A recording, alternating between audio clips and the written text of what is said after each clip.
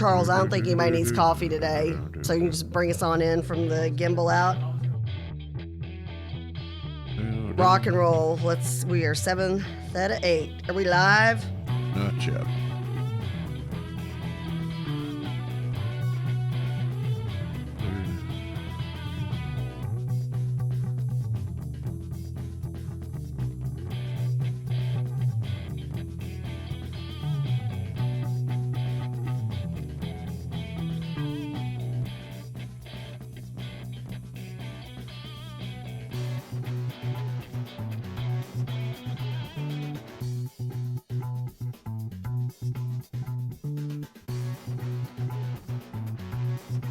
Oh, okay.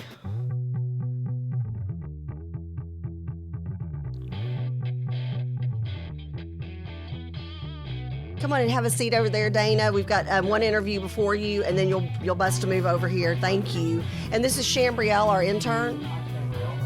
And I don't know if you and JP have officially met, Judge Payton, Dana. Yeah. Oh, yeah. And Dana's a Berkner grad. Go Rams. Wait, what class are you, though?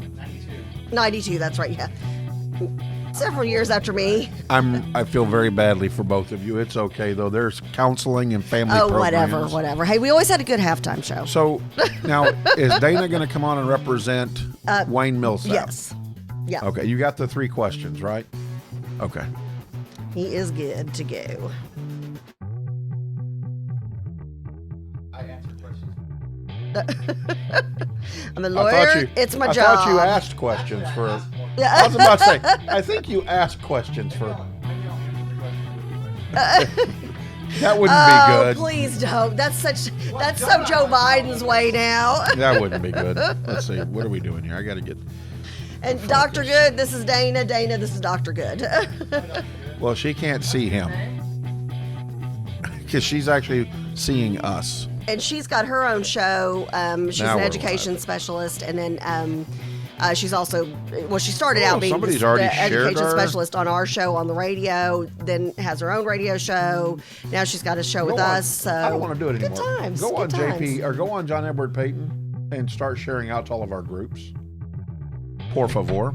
Thank you, ma'am.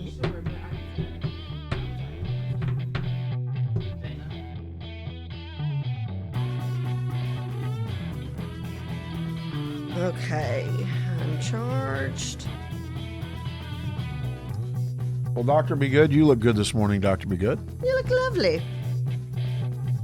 Charles turned off your volume. I don't know why he did that. He makes us crazy. Or Dr. We love him. Makes us crazy. Good morning. Are you screaming? You are live. Yes, I am. Live from Venture Studios, it's JP, Kathy, and the crew. Hands? No, oh Is my that God, jazz no, hands? No, and stop it. No, I think call that's those jazz hands. hands. Aren't No, these it's jazz not. hands? Nope. Look away, everybody. Look away. Are these cheerleader all fingers? Dancers? Nope. All dancers. Look away. Are those cheerleader fingers? No, I don't know what that is, but it's kind of creepy now. Oh. It's kind of creepy now. Oh. Wait till I break the clown out. Why is that camera right in front of our camera? Because it's fun. That? Yeah, it's getting a we good can't angle. see anything. Oh, I can see. You can't see. I can barely. I have to look around to see Dr. Good. See how cute you are? I can see. You know, that's not a camera. That's a TV, Kathy. Well, but it's Well, talking about the whatever. You gimbal. know what I mean. In front of what I use as my camera to see who's on the show. So yeah. So let's move that gimbal. Well, first of all, good morning I'm to everybody. gripey this Good morning to the crew. Good morning to the crew. You are a little gripey this morning. Yeah, I am. I'm liking things the way I like them, and when they aren't the way I like them, yeah, there you go. Don't be gripey. I be need happy. the election to be over. Yeah, me too. All right, we've got Dr. Be Good with us this morning. Of course, Good morning, she is our Dr. public Good. I didn't get to say good morning to her. I'm gonna be gripey. And we don't have voice on her either. I'm gonna be gripey. Can you hear me? Now Yes. we can hear you. Good morning, Dr. Good. Okay. Good morning. Are you done now? I think I'm coming with this information just in the nick of time. I think it can be applied to adults as well as. Oh, the irony of her topic Yes, today. absolutely. So, Yep. okay, Thank you, So Dr. Good. properly This is though.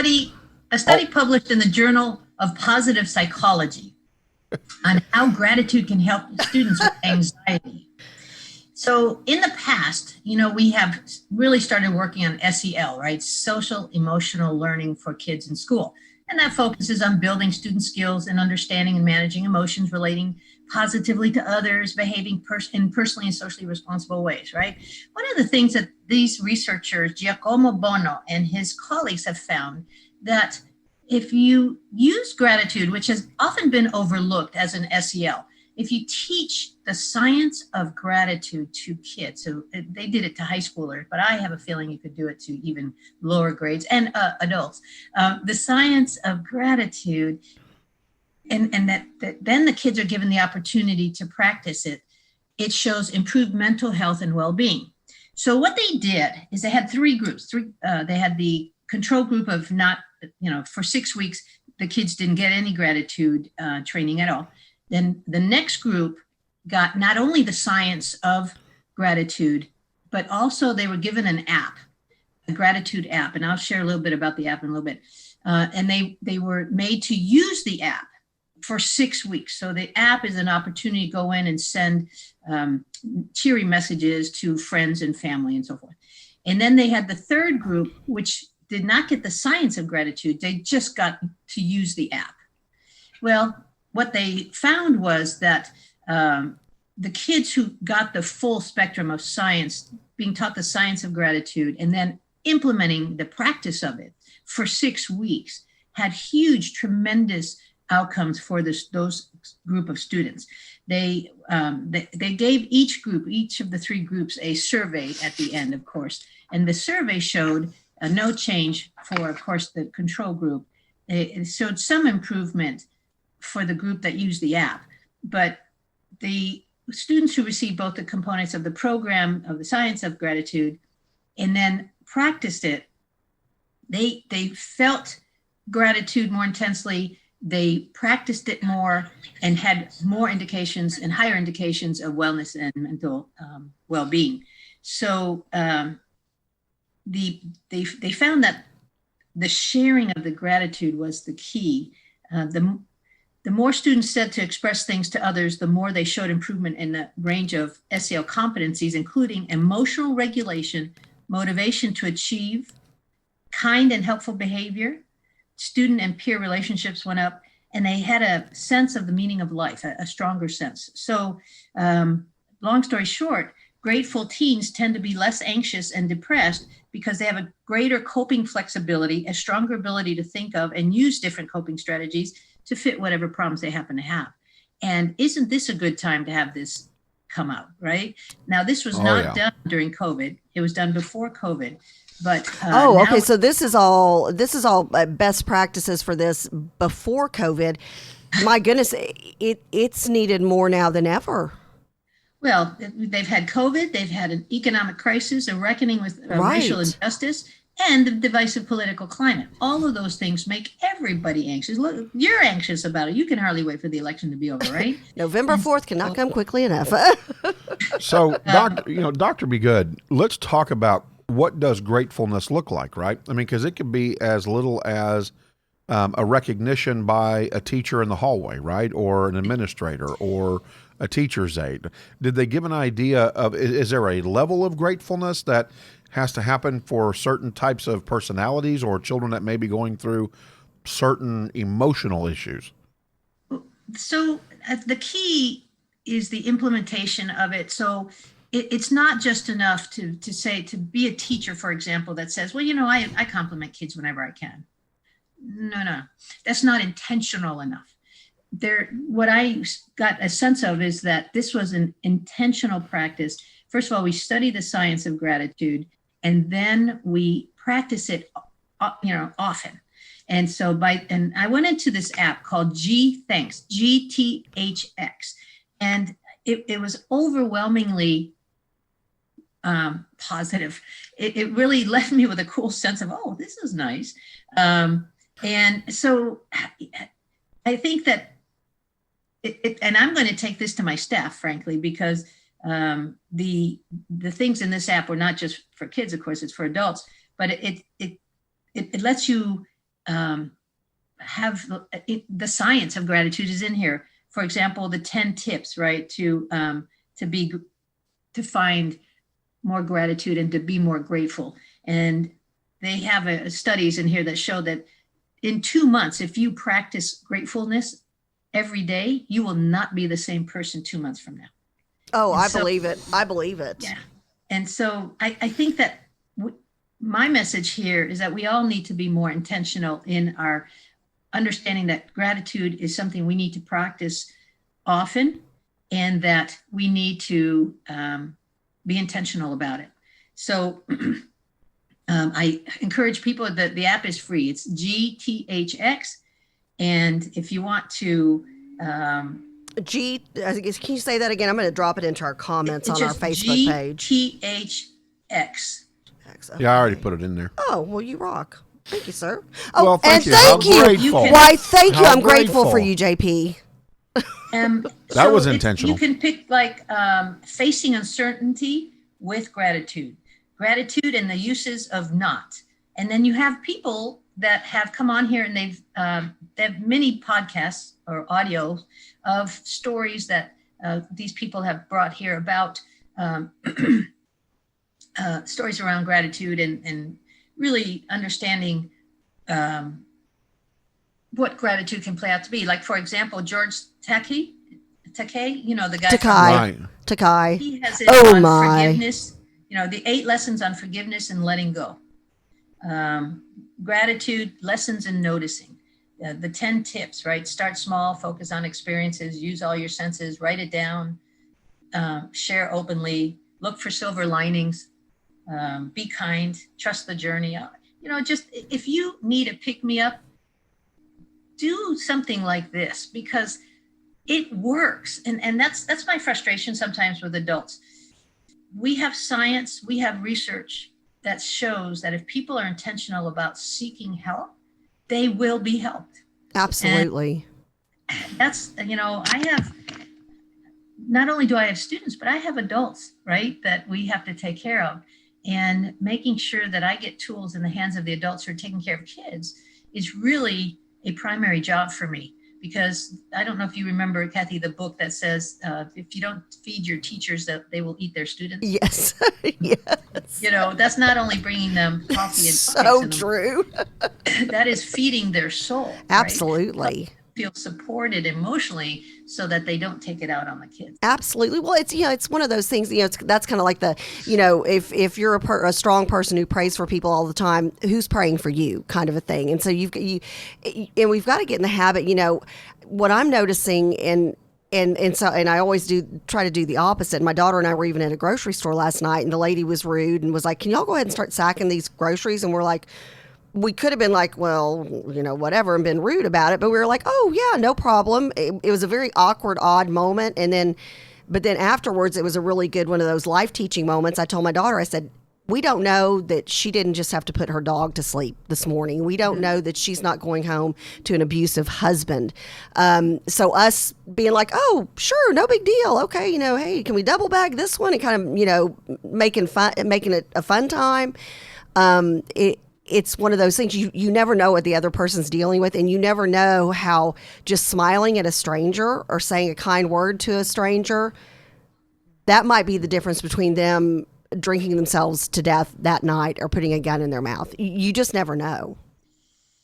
And so when I saw this study, I went, oh, this talks to me. It talks to me in the sense of, not only do we need to, and I will be bringing this to my staff, but the parents here, the grandparents here, this is not just a school study for school kids. This is an opportunity to bring something home to say, oh, am I teaching gratitude intentionally enough to my grandkids, to my kids? And then doing it. Go to this app and see if anything jumps out at you. Because you have the opportunity to send videos to people of yourself saying nice things or pictures. I love it. And sometimes people need that. Matter of fact, I'll give you a story. My HR manager is she's got a very soft heart, and she had gotten in the habit of sending out sort of every couple of days a fun little, hey, it's Fun Wednesday, it's Freaky Friday, we're thinking of you, that kind of stuff. Well, she stopped doing it. Oh man, within 2-3 weeks, this, several staff had gotten on to her and say, where's our cute little sayings? We need those to get through the day. We want them back. And so it's funny what people rely on to keep them motivated and going to finish the day, right? And so if we can do this for people, if we can do this for our kids, our family, and matter of fact, I don't know if you know, because I didn't know until I started looking through this, there's also an app for Thanksgiving quotes. So, oh yeah, well there's an app. We need to do that closer to Thanksgiving. Well, there's also an app for poems and short sayings and love poetry and Says the hopeless romantic. Well, I've got several of those apps on my phone. Oh, shocking! I know, right? Well, and again, I love that. Those people who need it the most tend not to use all the plethora of resources and tools that technology has made available to sort of keep us feeling supported, but we have to tap into them. We just have to. And so my plea is, again, to the audience here, don't think of me as just talking to or about school-age children. This is about taking care of the adults. And, even if you're not a teacher, you still need taken care of, especially in this age, so that, I challenge you to download the app. It's free. Go through it.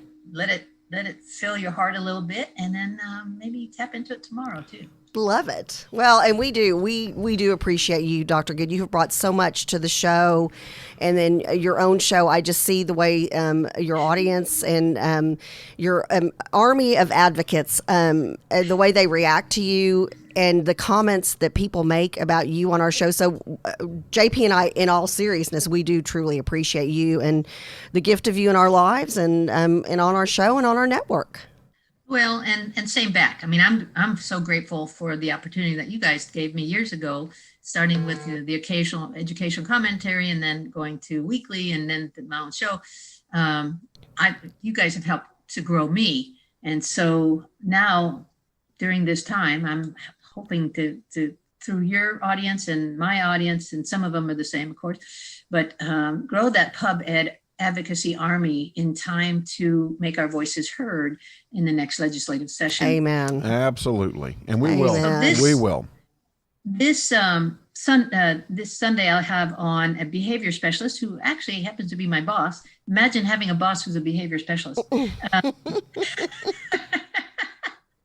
But this is a good one Sunday. This is one that you don't want to miss this show. Yeah, Mr. Byron Ricks, and he was he's Black. He was raised in a single parent home. Mother was angry and did not let him see his dad, and so he ended up writing a book about that and has gone on the road and spoken about the fact that being angry with your child's father creates a void in the child. He's going to talk about that and what to do to avoid voids or to fill the void. And so that should be an interesting show. Yeah, Sunday's going to be a great show. Sunday is, don't want to miss that one. If you're in family law, if you're going through a divorce or gone through a divorce, that you've got to tune in. Hey, Dr. Good, do me a favor. If you can ask him for a headshot, a real tight headshot. Yes. We're going to try something new on the network. We can promote him on your show. That's a great idea. We're going to try something new. So good thinking, if you can get a headshot, that'd be good. All right, fantastic. Well, Dr. Good, as always, thank you so much. And look at Shelley. She goes, Love Fest. Well, that's what we want, Shelley. We want more Love Fest. Don't we need more of that in the world right now? Amen. Oh, my goodness. Man. All right. Dr. Good, we're going to kick you out. We love you, Dr. Good. Because we love you. I love you too. Bye, guys. We'll talk to you later. All right.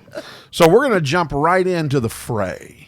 Right into the mix of local politics. We are. I believe we do have a candidate already on the line. Okay, we're going to do the candidate on the line and then do the in-studio guest? No, we're going to do Dana first. Okay. But Come on over, Dana. I'm just wanting to make the comment that Tim Johnson, hang tight. We're running about 15 minutes behind. Well, I'd say that about 13 minutes behind. So hang tight there. We're going to do Dana first. And Dana, you are actually representing Wayne Millsap. Is that correct? Yes, I'm here on Wayne Millsap's behalf. Okay, so do we have his mic hot? Let's make sure we've got his mic hot. And if you'll kind of pull the mic up and bring it in like you're kissing it. Dana, don't listen. Dana, directional Hi, microphoning, no it's all kissing good. the microphone, Dana. Okay, I won't actually kiss. But no, if we can do head-on directional, just so where your mouth is directly, because if you do this, it goes away like this. So you definitely want to do this. See, I just did your own sound check for it. Oh, now we unplugged it. That's not good. We might need technical support for that, Charles. Technical difficulties here.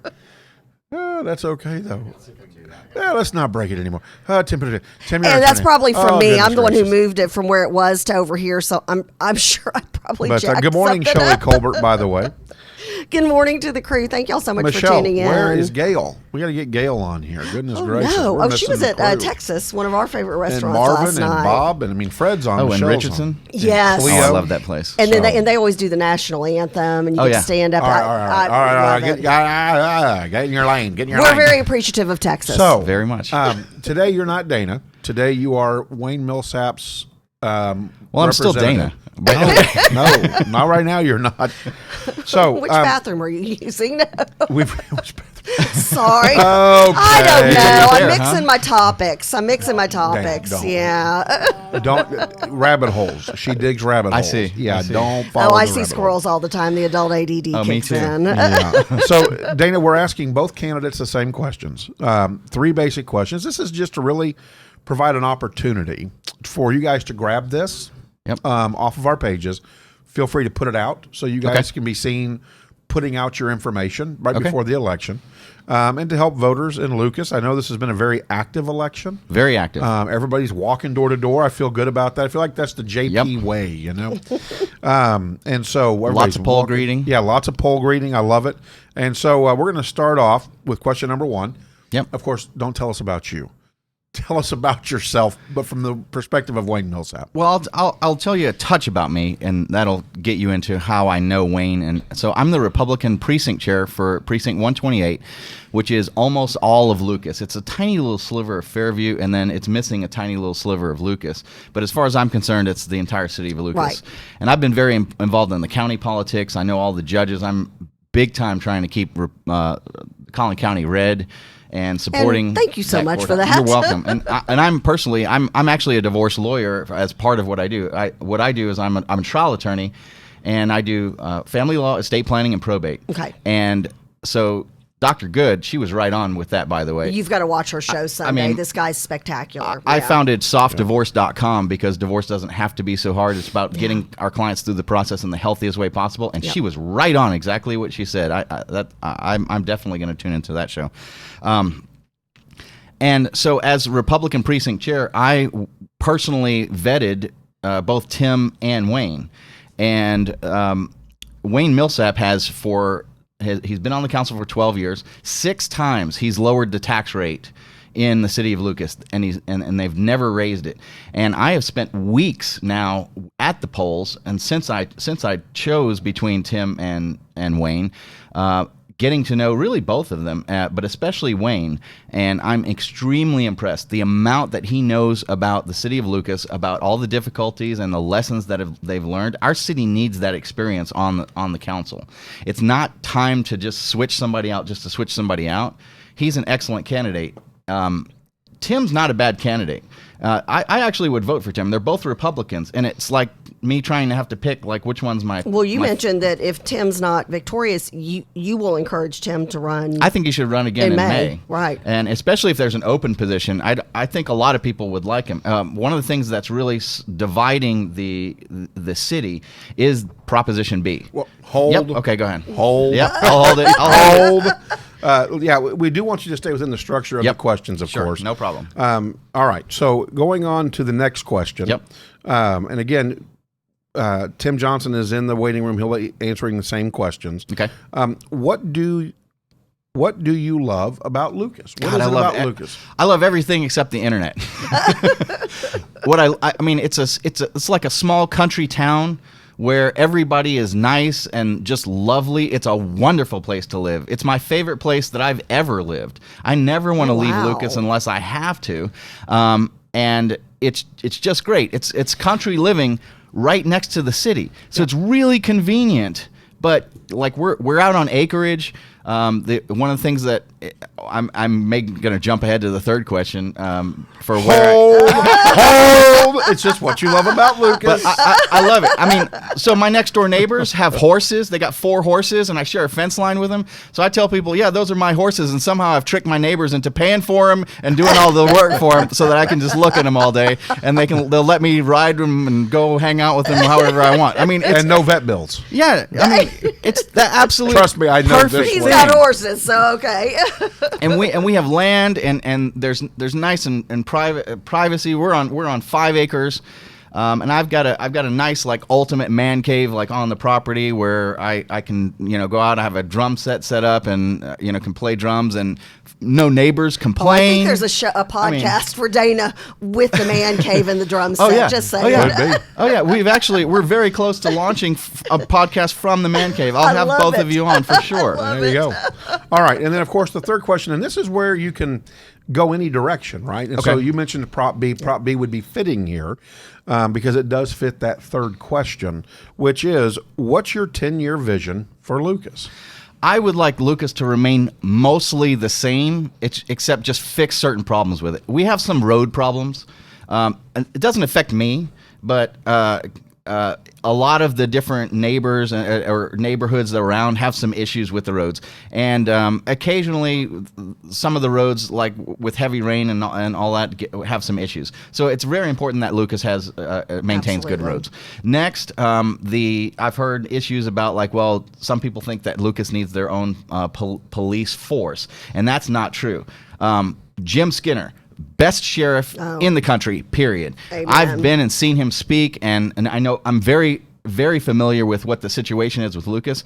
And if anything, if Lucas needs another police officer or something, the sheriff's department should definitely still do it. We're too small to fund our own infrastructure and management structure for the police department. The sheriff handling it is excellent. And as Jim has said, Lucas can have more police if we just pay for the officer, pay for their car, just cover the cost for the officer. They take the HR component of it and the operations component, so Lucas doesn't have to worry about that. Doesn't get extra taxes as a result of it. Yeah, okay. And I'm very, and this is one of the problems with the Proposition B that I'll talk about in a second, but I'm very fiscally conservative. I don't like the city spending our hard-earned tax dollars on things that we're not getting tremendously high value about. But that's one of the things I like about Lucas and being a small town is that we know all the city council members.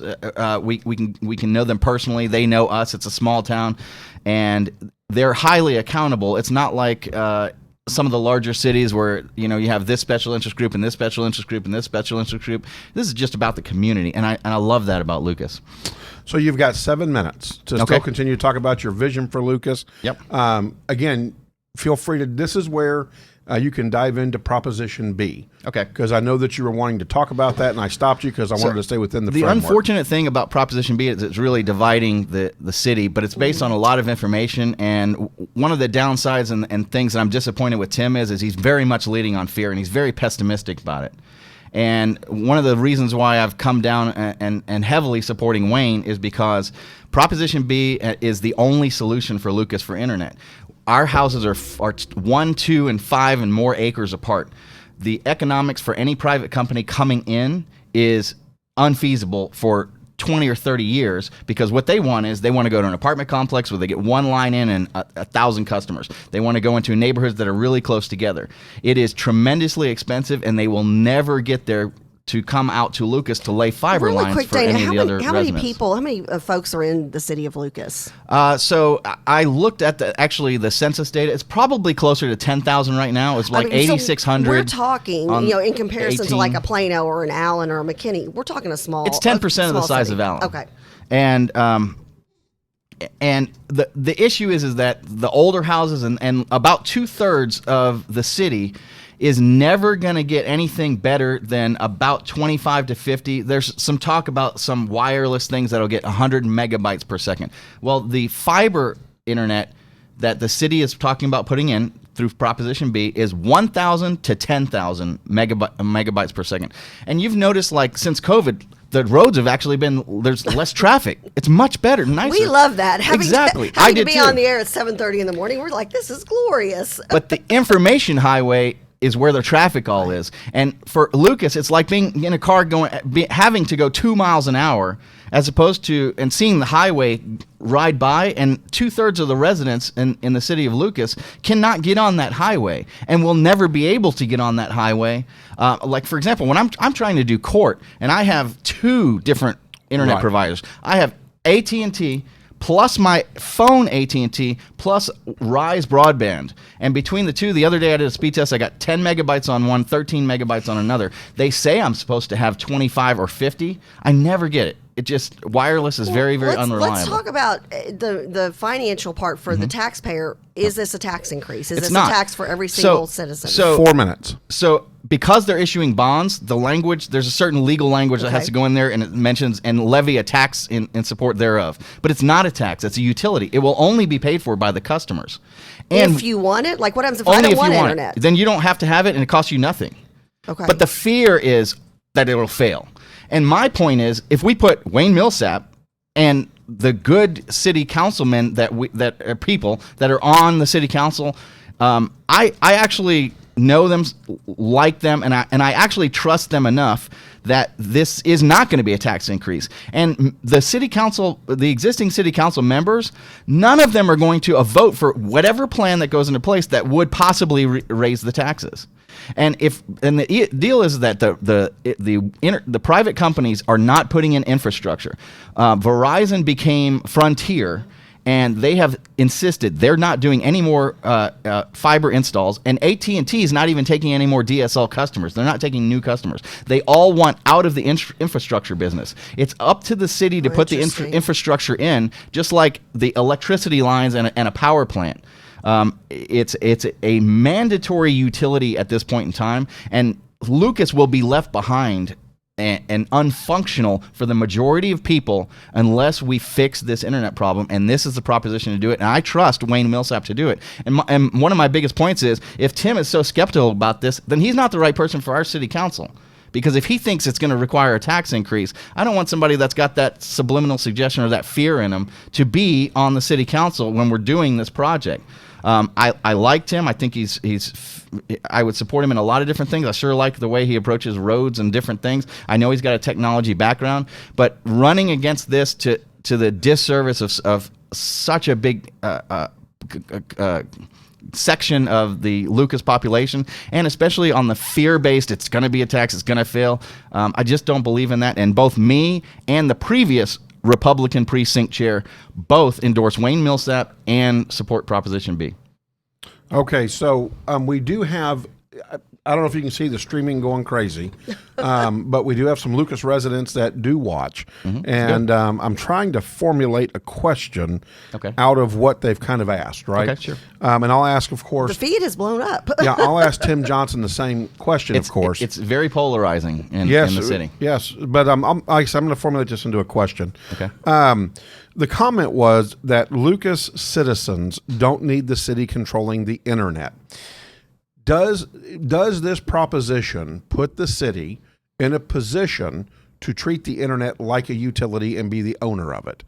I think that's a good question. Yes, the city actually will own the transmission lines, and they can actually lease the transmission lines to service providers, and that's a very likely solution. There was actually a lady from the city of McKinney. She's one of the controllers that came out and was very informative and helpful, and like, she got it. She was our favorite voter. She came out yesterday, and she was like, "Yep, unless you guys put these the fiber lines, unless y'all lay the fiber lines, you're never going to have it. They're never going to get out here." She totally got it, and it was correct. And Wayne actually asked her, "Hey, would you help possibly sit on a committee, help out with this project?" And she even said yes. And it's really clear to people that know and have studied this. If the city doesn't do it, it never comes into Lucas. And without proper laid fiber lines, there's a lot of speculation about what wireless and a lot of other things could be. But without the city laying the lines, it's not going to happen. And the city would own the lines, but the city's not going to, quote, control the internet. The city's not going to be like tracking your traffic or any of that stuff. It's Yes. Okay. All right, very good. So I don't have any other questions that have come in. Thank you very much, the big Dana. question. I think that's the big topic as well. So Yep. Thank you very much. Yeah, and then after Tim comes on, if people have questions for either one of them, please continue the discussion on our Facebook or YouTube restream chats, chat rooms. What is that called? Our chat tree. Linktree? Linktree, thanks. There you go. Let's put 9 words together. And then just ask these questions. And it sounds like the candidates are very accessible. The people who support the candidates are very accessible. So if you have questions and you're in the Lucas area, ask. Yep.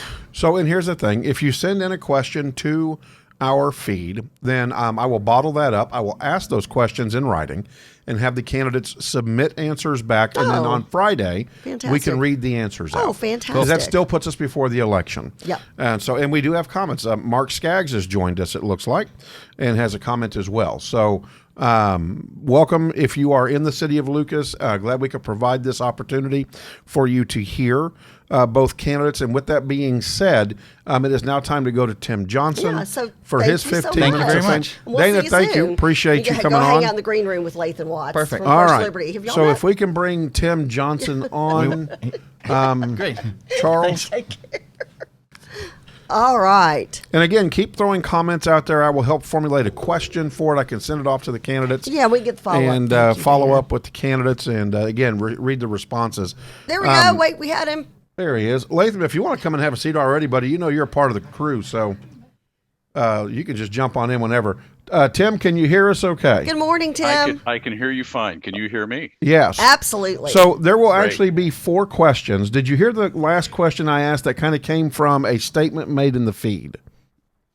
That was the one on a city controlling the internet. Yes. Yes, I heard that. Very good. So that'll be the 4th question.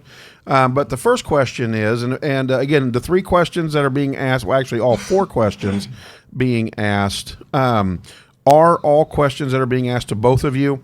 And if we get additional questions, I will send something to you in writing. So, Tim, tell us about yourself. Well, I'm Tim Johnson. I've lived in Lucas for 6 years now. Moved up here from Murphy for all the right reasons, for all the same reasons everybody else is up here.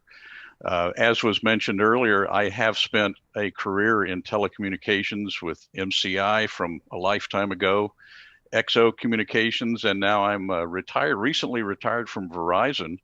And most all of that time I was building and provisioning the core networks around the various phone companies that make up what we know as the internet today.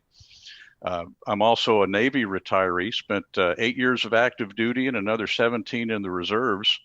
Had 25 fun years of serving the country, which comes natural to me. It's part of my family background to serve.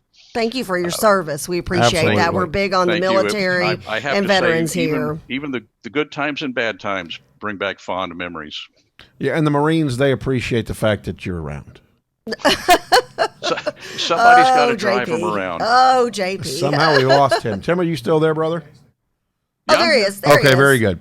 So, Tim, now at this point, did you have more about yourself, or do you want me to move on to the second question? Just adding on that service is part of my makeup. I'm currently on planning and zoning here in Lucas. Been there for going on 4 years now. I'm an elder at our church. I'm in various ham radio clubs around the city in Plano and Lucas, and part of the Skywarn network where ham radio operators provide information updates and warnings on severe weather conditions around the area when those occur.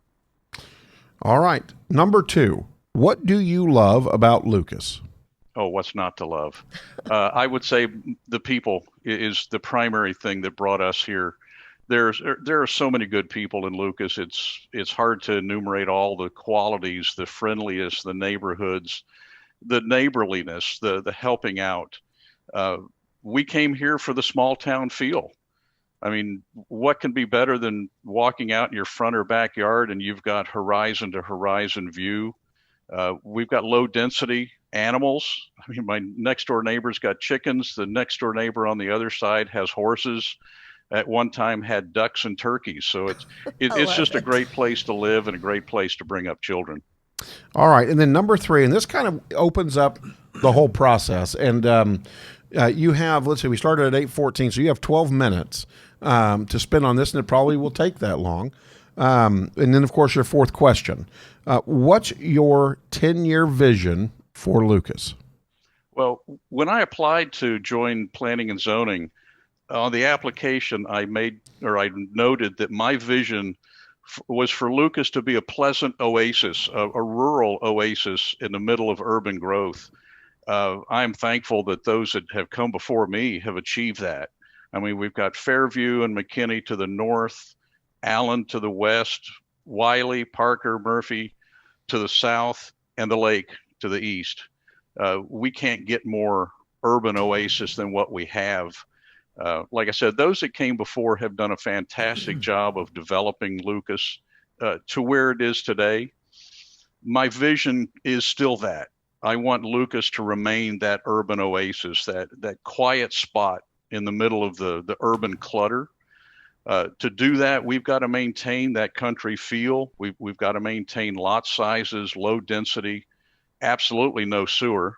I think that's a done deal with the growth we've had so far, that sewer hopefully will never be an issue that comes up again. We need to make sure our roads are safe. There are some road projects that need work. We need to be able to get around town, but without all the traffic that comes with living in Allen or Plano or Murphy. Getting back to that oasis, we're that nice spot in Collin County that I think everybody would want to come live in. So Proposition B, I'm going to kind of push this. I did with Dana as well, reminded him. So on Proposition B, is there anything you want to share about that and what your vision is on that for the city of Lucas as well? Well, Proposition B is certainly a hot topic, and as Dana said, it is very divisive. It's sad that it got that way. When it first came up, I tried not to make Proposition B the focus of my campaign, because we've got other issues. We've got roads, we've got traffic, we've got to maintain control of development. Proposition B became an animal in and of its own. It grew, it became very divisive. People, neighbor versus neighbor. I was initially trying to remain neutral because, again, I wasn't going to make it the focus of my campaign. Eventually, I had to come out and state that I was not for it. My concerns always have been, I'm not for growing city government. Prop B will have the city of Lucas become an ISP, internet service provider, on the likes of AT&T, Verizon, Frontier, Suddenlink, and any other number of internet service providers. As a Republican, I don't feel that a city government needs to be getting into a competitive business. That's just not Republicanism in my mind. My second concern, and it's not a fear, there's not a whole lot of things that I'm afraid of. My concern is that for Proposition B to become self-supporting and fiscally neutral, we've got to get close to 60% of the homes in Lucas to subscribe at what is right now speculated to be about like $115 a month. I've seen no empirical data telling anybody that 60% of the homes in Lucas will in fact subscribe. There was a survey done early on, a voluntary survey, I might add, where I believe it was like 24% of the community, more than likely most of the people who weren't happy with their internet service, responded. And that survey is being taken as proof that many, many people in Lucas want or need faster internet. Unfortunately, in my mind, a voluntary survey is not statistically valid. It's not like a cold call you get late at night from some random survey service. So again, I've seen no empirical data that enough people are going to take it, subscribe to it to make it worthwhile. If people don't subscribe, or if enough people don't subscribe, there's going to be a deficit in the budget. And the only way that deficit will be made up is for a property tax increase. I will clarify that nobody that I'm aware of has been saying that it will, in fact, always be a tax, always be a property tax increase. I've been very careful and I believe many of my supporters have been very careful to say that it's a risk. The potential is there if enough people don't subscribe, that the only way to make up the deficit is with a property tax increase. So, and then go ahead and move on to question 4. You still have 7 minutes of your time. Do you recall the 4th question? I believe it was, would the city control the internet as we know and love it? Yes. And you've kind of touched on that, but go ahead and answer it directly. So sorry about that. I'm sorry, I didn't hear that. You'd already touched on it, but go ahead and answer the question directly. Okay.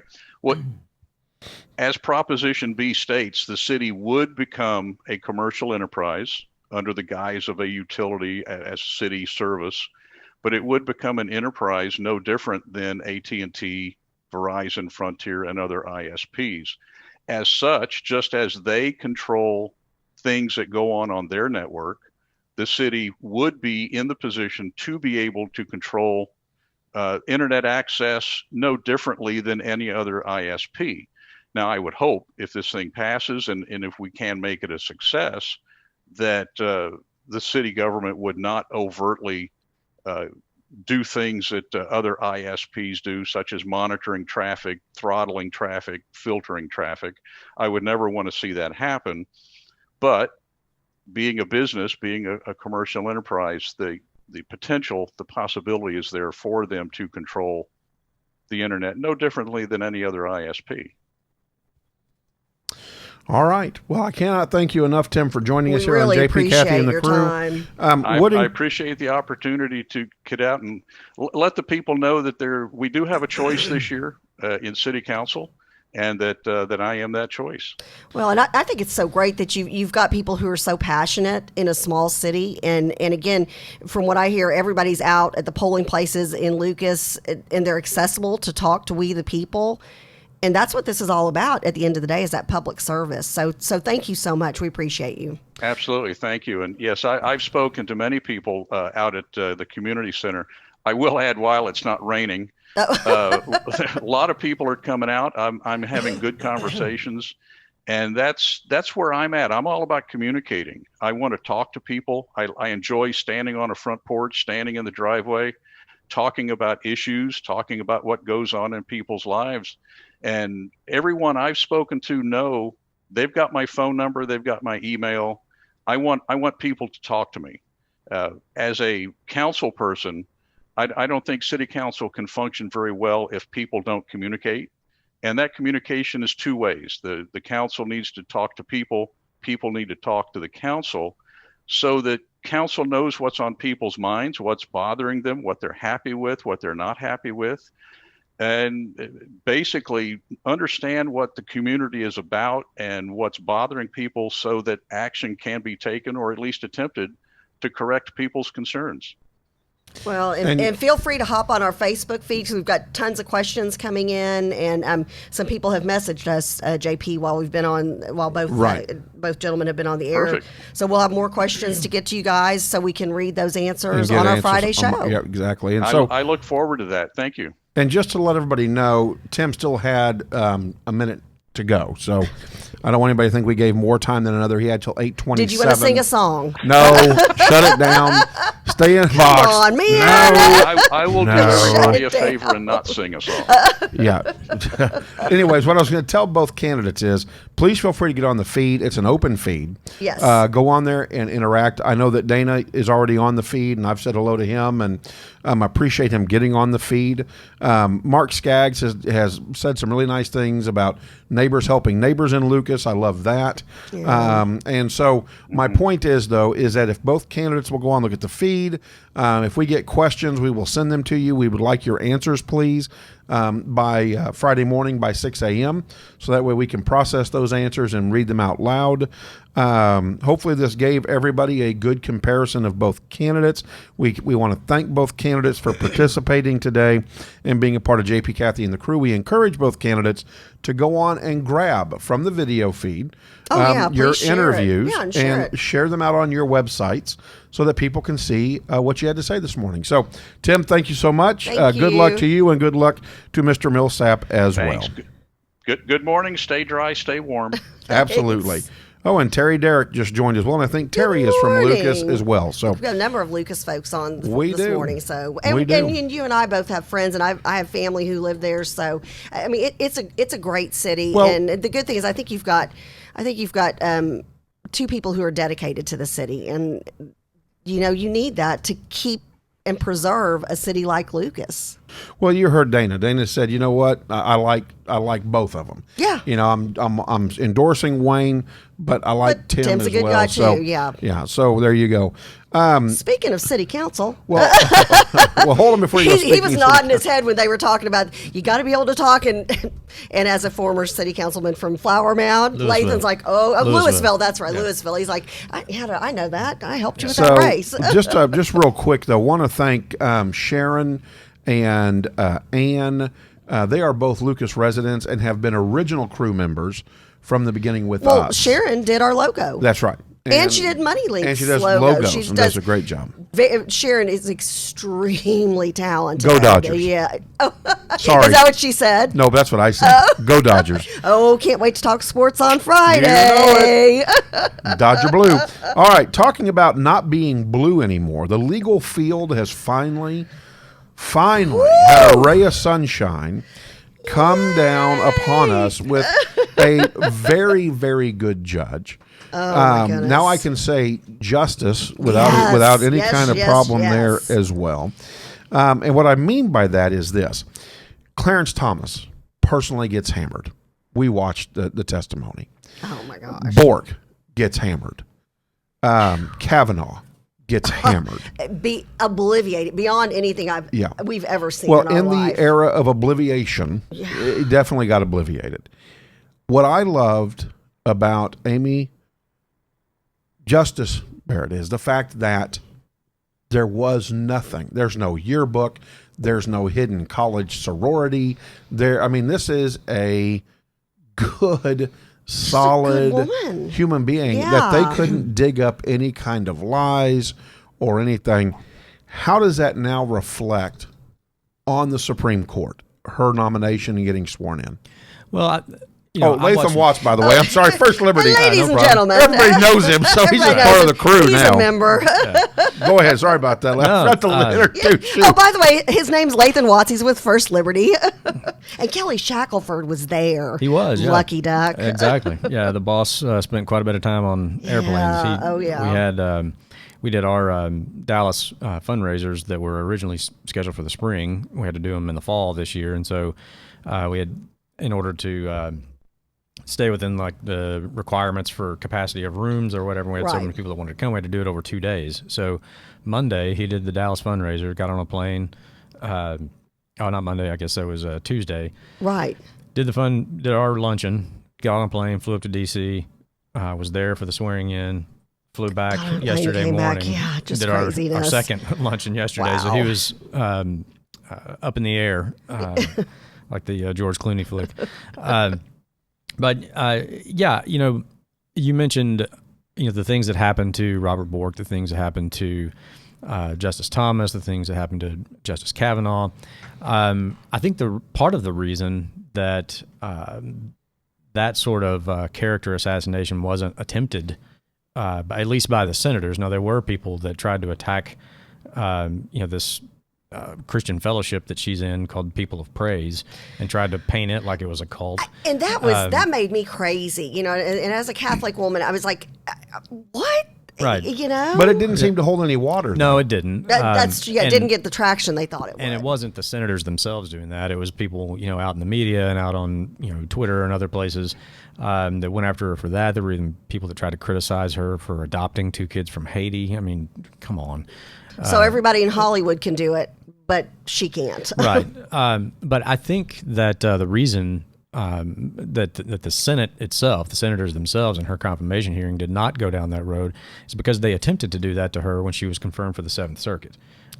Senator Feinstein, the one who had the famous quote about, the dogma lives loudly within you, and that's a concern. Like, oh, my goodness, she's a devout Catholic. Whatever will we do?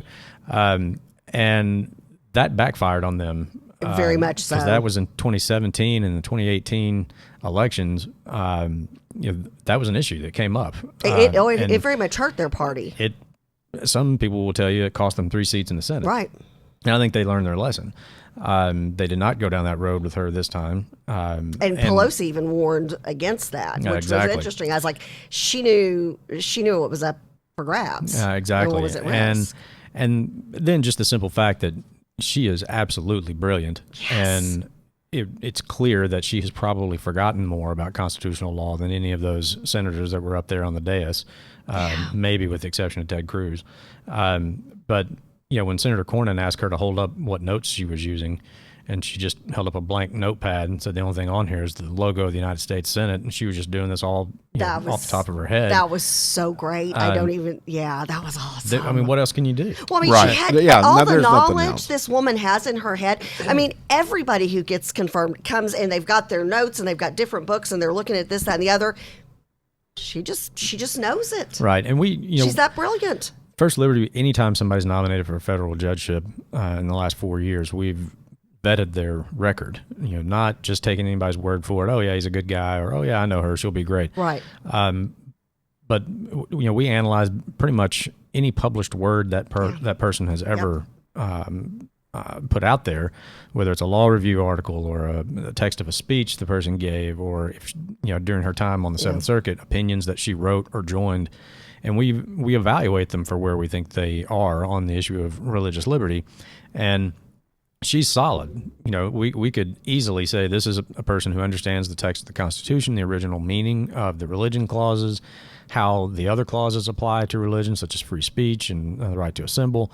And we were very, very enthusiastically in support of her being put on the court. And now she is. And so now, there's a little bit of the unknown. Anytime somebody's put on the court, you don't really know, with 100% certainty until that person starts issuing opinions as a Supreme Court justice. Right. But we're confident, that she is going to be an ardent defender of religious liberty as it's enshrined in the First Amendment. And I also think that her experience during that Seventh Circuit confirmation battle, religious liberty is not just something theoretical to her. Right. She's been on the receiving end of anti-religious bigotry, and that's personal to her now. And so that is just another factor I think that gives me confidence that her time on the court, when religious liberty issues are brought before the court, she's going to be a vote we can count on. Absolutely. So, which is crucial. Look at all the cases you've brought to our show and talked about. Some still pending. And there's a case that's going to be heard, oral argument, the day after Election Day. That's Fulton right. versus Philadelphia. Right. Talk a little bit about that. This was the city of Philadelphia basically stopped using, I forget the exact name of the organization. It might have been Catholic Social Services, but it was a Catholic organization that they used to sort of certify couples who wanted to adopt or foster kids, to sort of evaluate them. And, they would not do that for same-sex couples because of their religious beliefs on the issue of marriage. And so the city of Philadelphia said, well, then you can't be a part of this anymore. Right. And so the question is, does a religious organization, if they are working, cooperating with government, do they have to abandon their religious beliefs in order to do that? Right. And, she'll be sitting there for oral argument day after Election Day on that case. Yeah. So, Lathan, when we talk about the Constitution, the text, you say the original text, right? I'm going to reflect back on with whom she's replaced, which that was to her a living, breathing, moving, changing document with the times. And interestingly enough, some very, very brilliant men, and there were no women, so it's not like I'm offending anybody here. This is a historical fact at this point. Some very, very intelligent men sat down and crafted those documents, our documents, to be able to fit any kind of era or changes that may come, right? Will we have an activist jurist at this point in her, because you've vetted her, interpretation of the Constitution, or will we have somebody who will strictly interpret the Constitution and apply it? This is probably the one issue that I trust her the most on. Once she clerked for Scalia, who is sort of the modern father of textualism as a theory of interpreting the Constitution.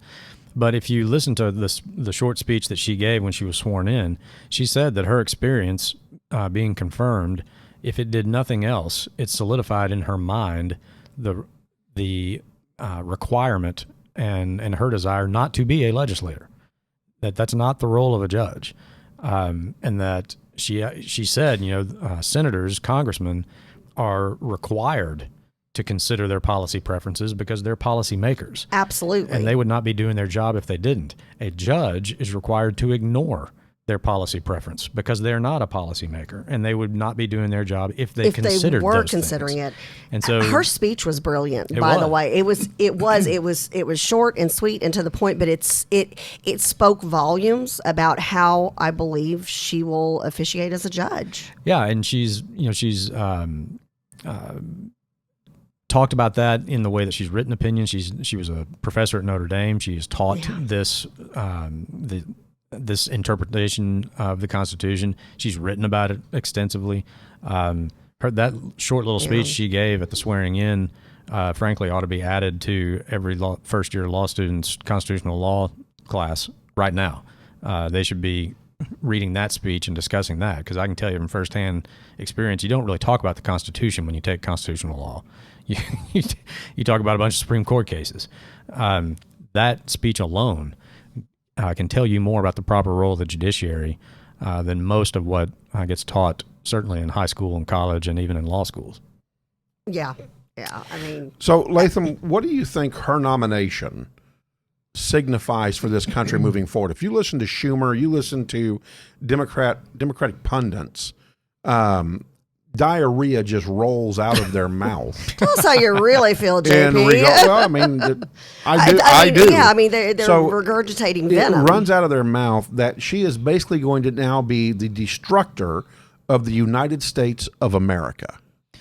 This is one of those things where, like Scripture says, out of the heart the mouth speaks. The left sees the court as a policy-making branch. They almost require their nominees to say, you're on board with these sets of policies, and your job at the Supreme Court is to implement them if we can't get it done via the legislature.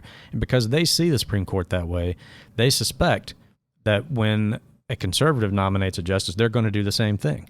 But it's a completely different way of looking at the role of a judge. It's a different mindset, yeah. We want people on the Supreme Court who see their role as not to make policy, not to write the law. If you want to legislate, run for that position. Exactly. The proper role of a judge is to say what the law is, not what it should be. Right. This is what the law is. This is what the Constitution says.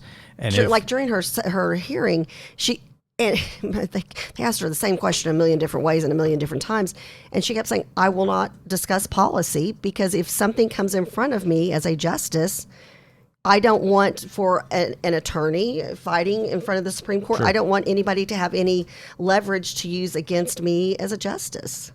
Yeah, and you don't want to tip, either litigant off to how you may be looking at a case. Exactly. And that was very eloquently described in Justice Ginsburg's confirmation hearing. Oh, yeah. And now Justice Barrett referred to sort of the Ginsburg approach multiple times in that hearing. I'm not going to do this. I think Justice Ginsburg was right. You don't want to announce in a hearing what you think about a potential case. That would be completely inappropriate for her to do in that setting. One of the biggest compliments I think a justice can receive is, especially from the media, is, we don't ever hear them talk, and we don't really know them. And it was funny. I was listening to a radio broadcast in the morning, a news broadcast, and their comment was, we'd like to hear more from Clarence Thomas. The last time we heard him speak was at his confirmation hearing. I don't think he asked a question in oral argument the entire time on his since he's been on the bench until the first oral argument after Justice Scalia passed away. That was the first time he actually spoke up in an oral argument and asked a question. And he's been doing that more now, I think, because he feels like he kind of has to. Maybe there's a void that's left behind, or But she, like as I said, she clerked for Scalia. I think she and Justice Thomas will probably see the world in a very similar fashion. I heard Justice Thomas speak at a Federalist Society meeting, and he said, I used to tell Justice Scalia, using a football analogy, I'll set the edge and you run to the inside of me. My job's to make you look like a moderate. Right. That's great. I think there'll be a new sort of block on the court. And I think if there's a long-term impact of replacing Ginsburg with Barrett, we can get down in the weeds on this if you want to, but I think you'll actually see the court become more of a Thomas court than a Roberts court. I think that's what people who truly believe in what the founding fathers intended, I think that's what they're excited about. I certainly am. And what I mean by that, as far as it being more of a Thomas court now than a Roberts court, since you now have 6, air quotes, conservative justices, conservative being their interpretation of the Constitution. Right. Roberts has kind of become this almost kind of swing vote the way Kennedy used to be. If during oral argument or if when they conference and they're discussing the case and kind of announcing where they're going to come down on something, if Roberts sees that Thomas, Alito, Barrett, and then Gorsuch and Kavanaugh are going one way on a case, then he has a choice to make, because if he goes with the majority, and they may be going in a direction that he agrees with, but maybe he doesn't want to go as far as they do. If he joins that majority and makes it 6-3, when the Chief Justice is in the majority, he decides who writes the majority opinion. Right. Oh, he can either write it himself, wow. Right. Yeah. or he can assign somebody to write it. And so he may Interesting. join, Okay. a block of 5 that are maybe going a little further than he wants to, so that he can either write the opinion himself or assign it to somebody. Interesting. If he doesn't, if he says, I just can't go the way these 5 want to go, and he joins the other 3 and it's a 5-4 decision, when the Chief Justice isn't in the majority, the most senior justice then either writes it or assigns it, and that would be Thomas. Right. So if Roberts goes with the liberals on something and leaves it to the other 5, then guess who's probably going to write that opinion? It's going to be Justice Thomas. Yeah. Yes. Or he will assign it to somebody, Right. Barrett or one of the others. Yes. And you're likely to get a more conservative opinion that way. Well, it was during the Really good point. Rehnquist Supreme Court as well, when he was a Chief Justice. Very conservative, and his opinions were sometimes very difficult to read because they were so well articulated and so extremely. And unless you have a legal degree or you've been a Right. judge, you're like, wait, William what? Rehnquist, yes. I mean, Yeah, and that's another point on going from Ginsburg to Barrett. A lot of I've heard some people talk about it, but a lot of people haven't. Is that Ginsburg was also probably the most persuasive voice on the left wing of the court. right. So when they're in conference discussing something, she was an excellent attorney and very good at crafting her opinions in ways to try to get Roberts to come be with her, persuasive, or yes. somebody to come with her to make a majority, or whatever. You have replaced probably the most persuasive voice on the left with now a very conservative, and I think will likely be a very persuasive voice on the right. So I don't think there's any way you can look at the dynamic now and say that replacing Ginsburg with Barrett is not going to help shift this court back towards what it really should be doing. The Constitution. The Constitution, the original intent and text of the Constitution. And this doesn't, and at this point, we understand the concept. A Republican president is going to, support a conservative or a Republican candidate and same with the Democrats, and that's how it's been over the years. But when it comes back to it, and I think we've got a real opportunity now for people to truly see what the Founding Fathers and what the Constitution, what the Supreme Court is to do. And again, it's not the political arm. It's not the legislative arm. I mean, we've got 3 branches of government for a reason. Right. And there's a reason that the judiciary is not elected. They purposely sort of insulated the judiciary from the popular will of the people. The popular will of the people is expressed through the legislature, expressed through the executive.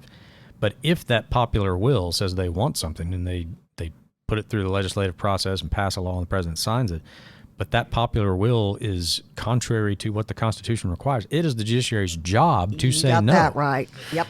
And say, look, the Constitution says you can't do this. So Right. you either go back and rewrite this statute in a way that comports with the Constitution, or if the people want it bad enough, they can amend the Constitution. There's a process to do that. But it's the Supreme Court's job and the federal judiciary's job to apply the Constitution to the laws that are passed. Right. If it's in question, if something is brought before them to say, yes, you can do this, or no, you can't. So, Lathan, true.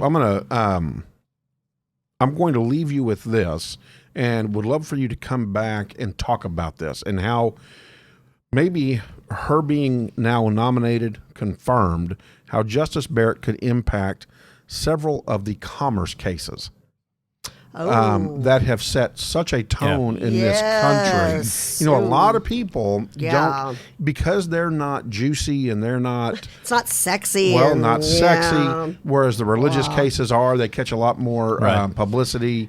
Abortion, of course, catches a lot more public. But the commerce cases... Yeah, the Commerce Clause has been expanded to almost give the legislative branch just carte blanche to do whatever they want to. Right. Well, it affects commerce, so we're allowed to do it. And when the court in some previous decisions has started to scale that back, you know, people just lose their minds. Like, how can you say that they don't? Right. Well, the Commerce Clause should deal with commerce.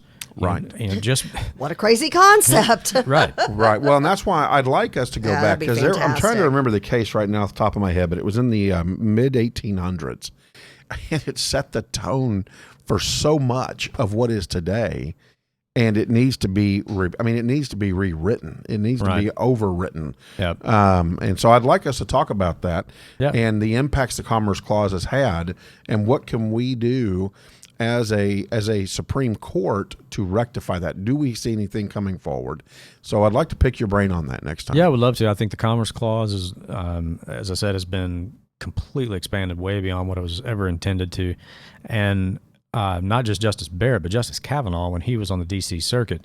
The D.C. Circuit deals almost exclusively with stuff dealing with the federal government and a lot of administrative law, like federal government agencies. And Right. Kavanaugh was known as somebody who took a very skeptical view as far as his executive authority, and was actually sort of seen as a voice that was going to try to scale back some of the regulatory regime of the executive branch, and sort of kind of get back to, again, sort of the original intent of the Constitution. Because honestly, the Constitution as it's used today and applied today is really the Constitution of kind of Woodrow Wilson. Right. Not the founders. It's the state has been expanded so much, since Wilson and FDR and then LBJ building on that. Right. And so that, if this court does signal sort of a shift back towards sort of the original intent, the original text of the Constitution, I think you will see some decisions that start to scale some of that stuff back. Well, Lord knows we need it. So would love for that to be our next topic. Great information. Love to as jump always, you back Lathan. in if you've got time next Wednesday. Jump you back I'll in check the again on schedule. current events, and let's Yeah, do happy commerce. And then We'll also have a I gotta say little- one thing about it'll be Schumer, wrap okay? up after the Yeah. election. Oh, here we go. Oh Schumer. no! Okay. And this Stepping is out of his now, box. This Here we is go. not his first liberties Right. voice. Schumer on the floor of the Senate, when they were taking that vote, said that called it the darkest day in the history of the Senate. Okay, Right. Somebody needs to remind him that a Democrat congressman walked onto the floor of the Senate and used a cane to beat a Republican senator almost to death on the floor of the Senate. Yeah. Right. Senator So yeah. Sumner, okay, so get a little bit of just rent some perspective yeah. from somebody, and get a little bit of history and a little bit of self-awareness before you start mouthing off about I things that you love clearly don't it. know what you're talking about. I love it. I love it when you get off. Would you get? like What do they it's call on. it? No, hold on. I gotta get. Yeah, that hat's off. This hat's on. Yeah, but no. What is it? What is the new word? Tilt or Oh, that's probably. I think that's Extra from. Yeah, maybe extra. maybe extra? You're I being don't extra, know. Latham. Did Yeah. you know that? Sometimes I can't help myself. That's good stuff, though.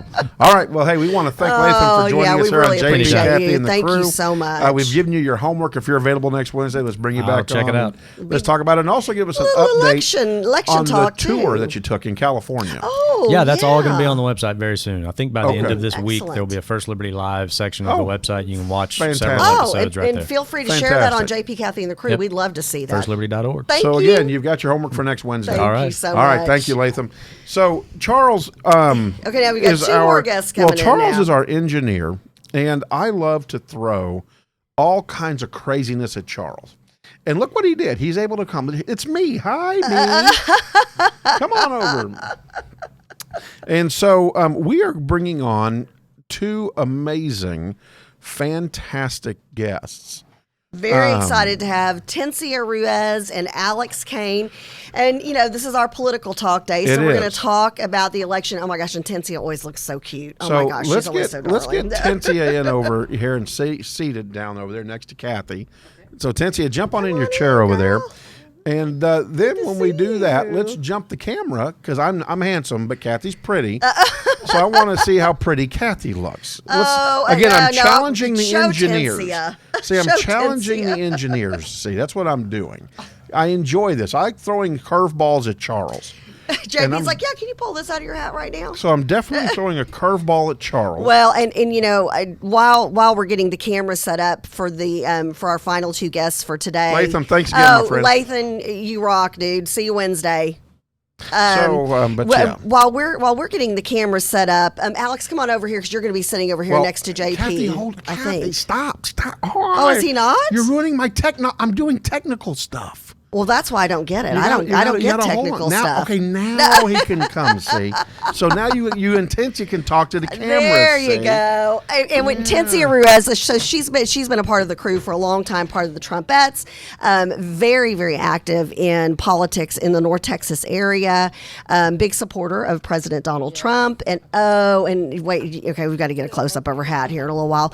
But, you know, while we're getting ready to transition and talk about President Trump and the election this coming Tuesday, you know, Tencia, I'd like to ask you, we just had Lathan Watson from First Liberty. We were talking about now Justice Barrett, who is our newest Supreme Court justice. And she's a female, and she's a mom with school-age kids.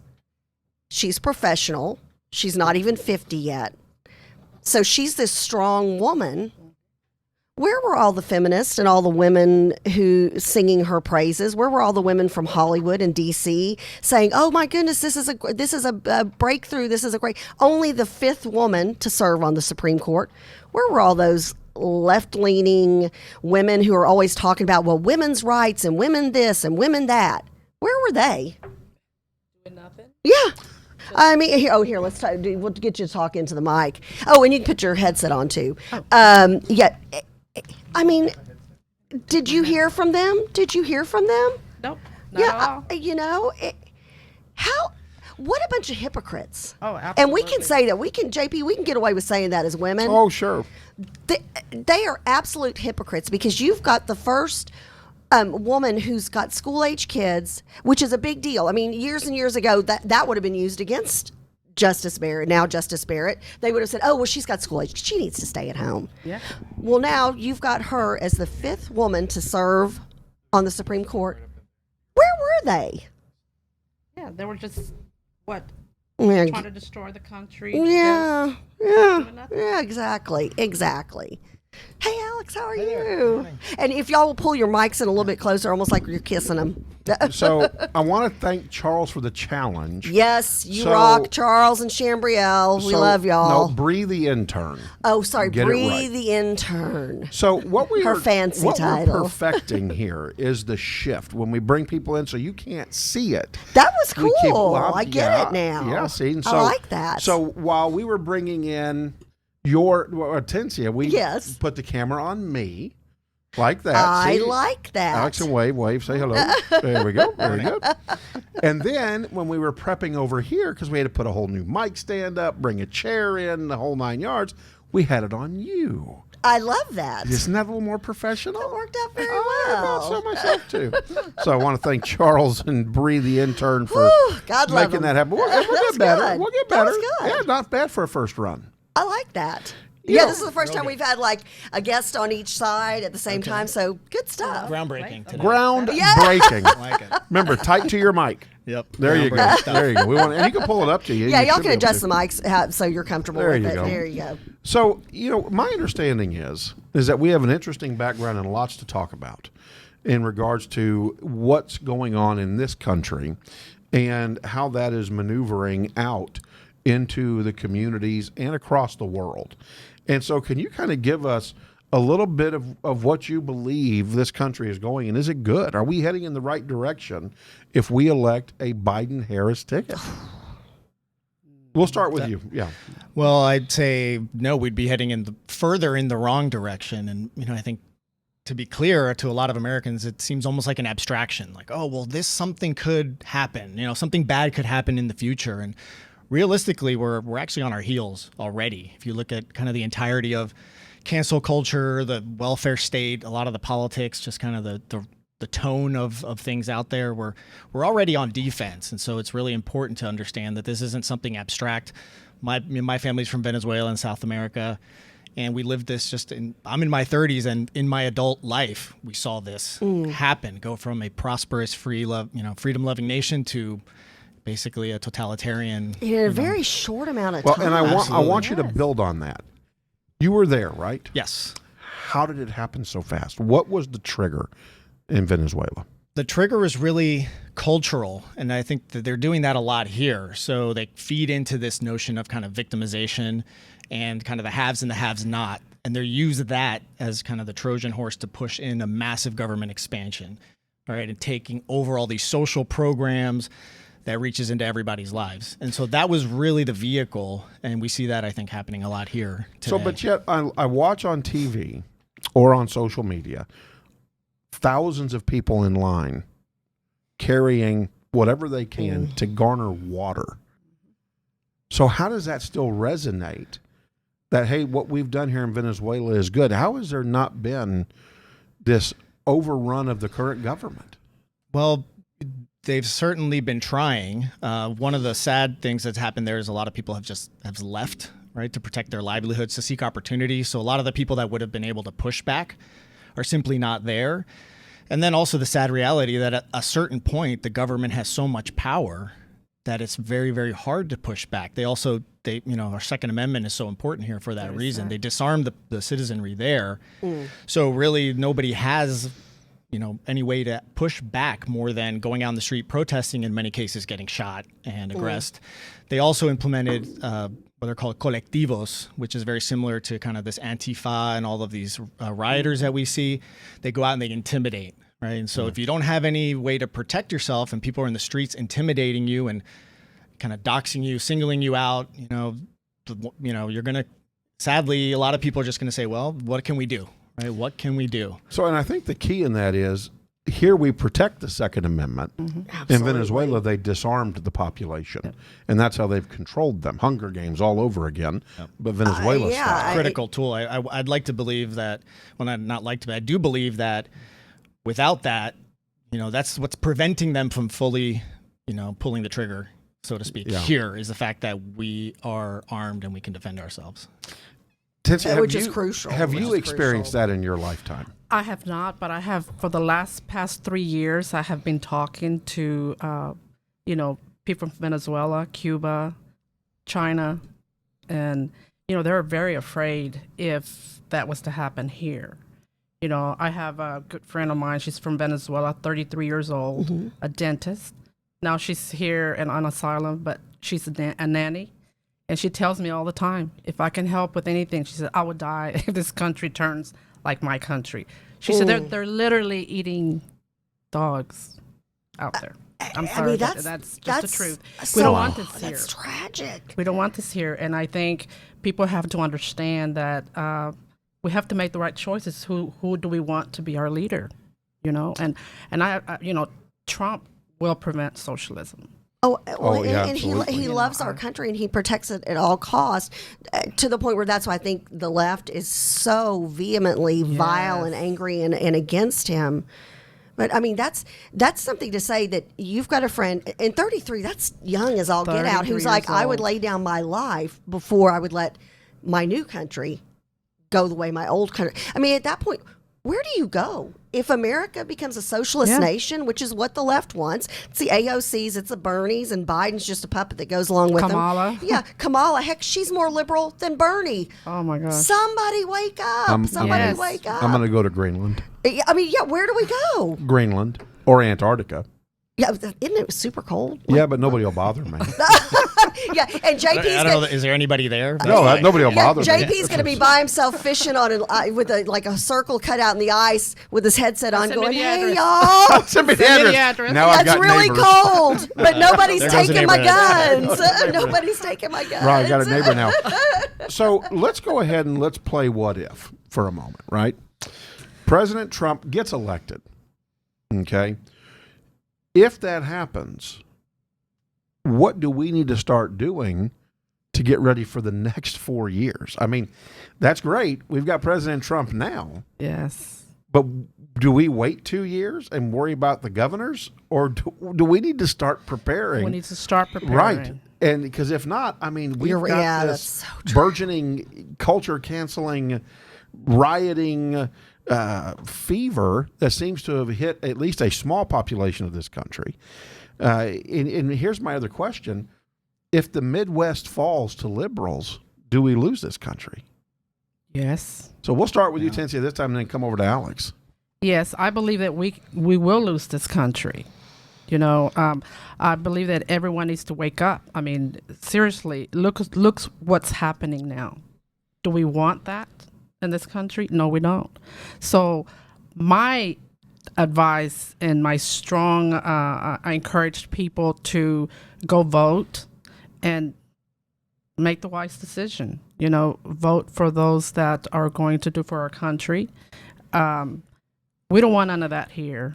Well, vote all the way from the White House to the courthouse. Exactly. There's not straight party ticket voting. And so the people who are you're choosing for your constable and your judges and your commissioner and your state rep, you know, we've got a session just around the corner here in the state of Texas, and there's going to be a lot of people asking for a lot of money, and there's not a whole lot of money to go around. We've also got redistricting.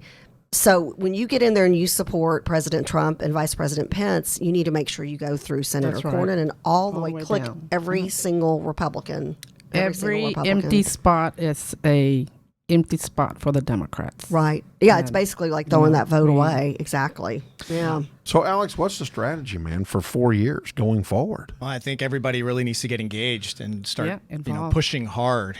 And also, I think it's important. It's not just Trump's job to solve this problem for us. It's our job, right? Yes. This is our country. We need to get out. We need to talk to people. Amen. We need to push back at every level. And I think, you know, from politics to culture is very, very important. I think we, you know, on the right, we kind of just gave up on that to an extent over the last generation. We're kind of polite. Like, we're always like, oh, you know, well, we don't want to rock the boat.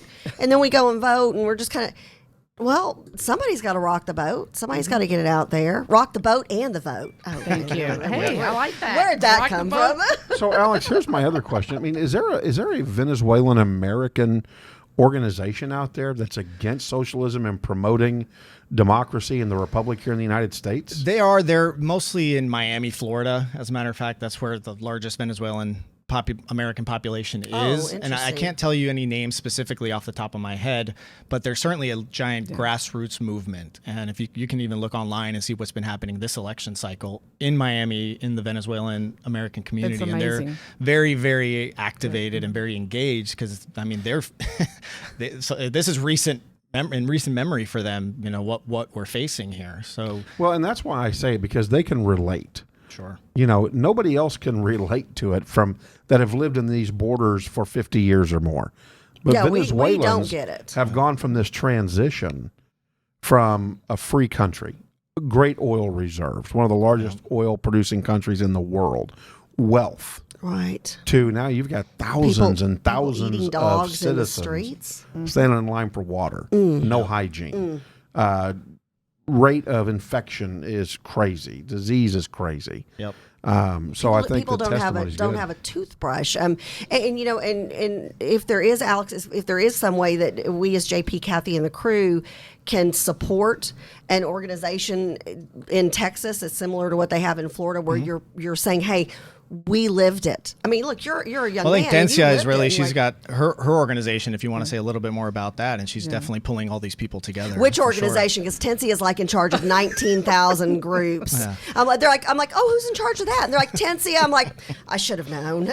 I'm going to start the culture engagement. Yes, there you go. Culture engagement. Well, but that's not funny though. I mean, seriously. No, it is. It's true. Mean, that has to happen. Because, if we influence others, they see us like, okay, well, if they're doing this for the country, let's get involved. We need to get people involved. Yeah. We need to get, kind of following up, what do we do? Really, first step, I think, is just say something. Yes. Right? We've been kind of bullied into silence or submission as if, saying we love freedom and we love this country is bad, So first we need to get rid of that kind of mental block that we have and just say something, That's it. I think more people who have been oppressed from other countries that have come here to escape that oppression, seek out freedom and liberty and the opportunity need to rise.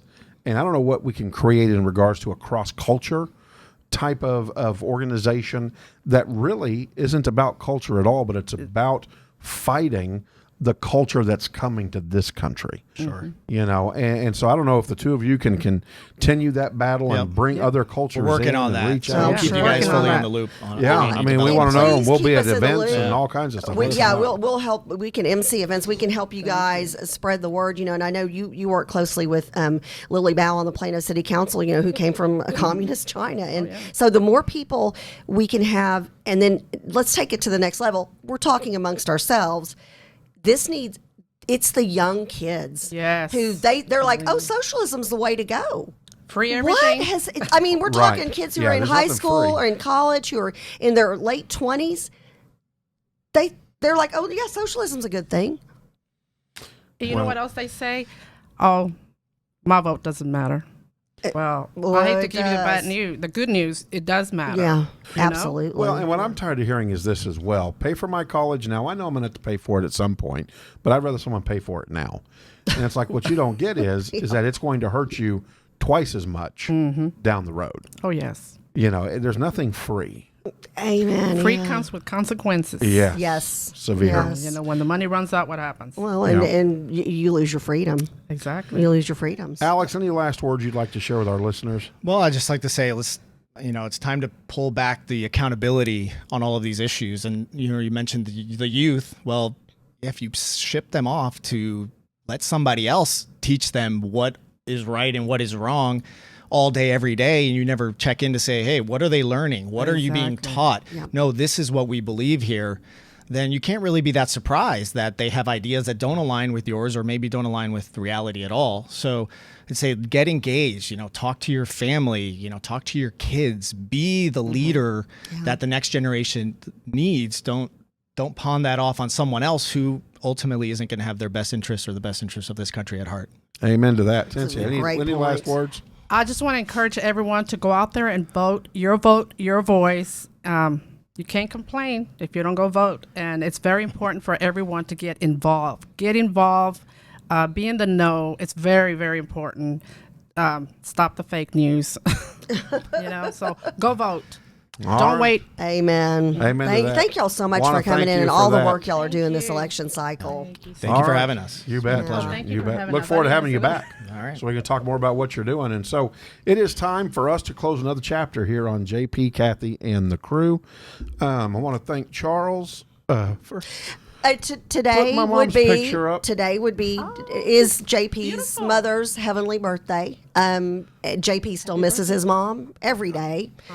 She was a huge part of him and his leadership and his life in public service. It is largely contributed to your mom.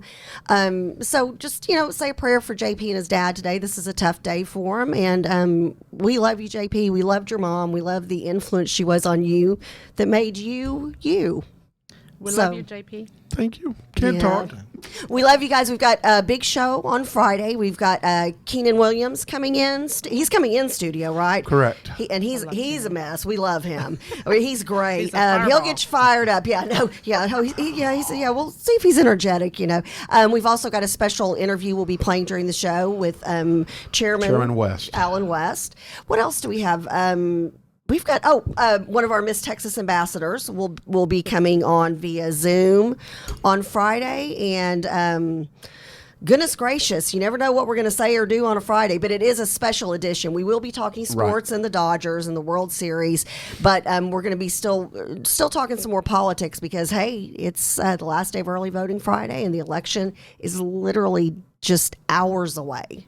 Hours away. Special edition politics on Friday. Yeah. So we love you. We love you, JP. Love you. Thank you. We love your mom. We love you, Kathy. Love y'all. Have a blessed day. You too.